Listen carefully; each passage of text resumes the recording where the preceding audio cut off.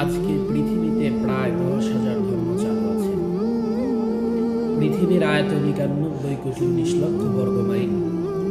আমাদের প্রতিবেশী দেশ, যে দেশ ভারত, হিন্দু ধর্ম চালু আছে, সেই ভারতের জাতীয় ধর্ম গ্রন্থ ঋগ্বেদ, সামবেদ, চতুর্বেদ, শ্রী ভগবতী গীতা।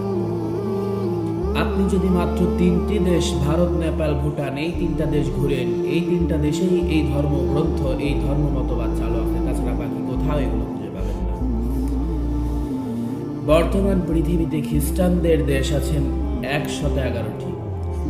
এর বাহিরে আপনি সারা পৃথিবীতে ঘুরবেন, খ্রিস্টানদের কোনো ধর্মগ্রন্থ এই পৃথিবীতে আর পাবেন না। কিন্তু সারা পৃথিবীতে যে কোনো প্রান্তে আপনি যাবেন, এই পৃথিবীর 91,19,00,000 বর্গ মাইল জুড়ে মুসলমানদের শ্রেষ্ঠ ধর্মগ্রন্থ আল্লাহর কালামে পাক পবিত্র কোরআনুল কারীম পৃথিবীর প্রতিটি রন্দে রন্দে, প্রত্যেকটি জায়গায় আল্লাহ পাক রব্বুল আলামিন কোরআনের বাণী ছড়িয়ে দিয়েছেন। সম্মানিত প্রিয় ভাইরা, কেন পাবেন?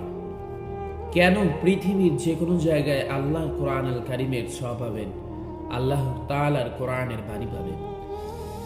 আল্লাহ পাক রব্বুল আলামিন পবিত্র কোরআনুল কারীমে বলছেন, ওয়ামা কুন্না মুআযযিবিনা হাত্তা নাবআসা রাসূলা, আমি পৃথিবীর মানুষকে দাওয়াত না দিয়া জাহান্নামের আগুনে দিব না।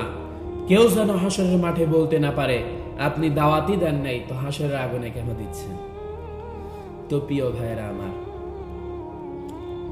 আমরা এই বাংলাদেশে প্রত্যেকটি সময় দাওয়াতে কোরআনের যেই কার্যক্রম, দায়ী ইল্লাল্লাহর ভূমিকায় আমাদের বাংলাদেশে সর্বঘরনার আলেম কাজ করছে।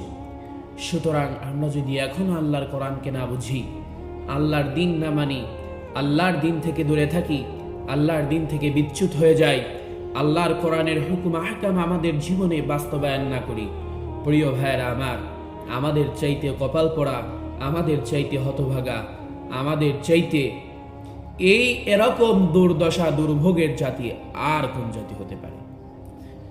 আজকে পৃথিবীতে প্রায় 10,000 ধর্ম চালু আছে। পৃথিবীর আয়তন 91,19,00,000 বর্গ মাইল। আমাদের প্রতিবেশী দেশ, যে দেশ ভারত, হিন্দু ধর্ম চালু আছে, সেই ভারতের জাতীয় ধর্ম গ্রন্থ ঋগ্বেদ, সামবেদ, চতুর্বেদ, শ্রী ভগবতী গীতা। আপনি যদি মাত্র 3টি দেশ, ভারত, নেপাল, ভুটান, এই 3টা দেশ ঘুরেন, এই 3টা দেশেই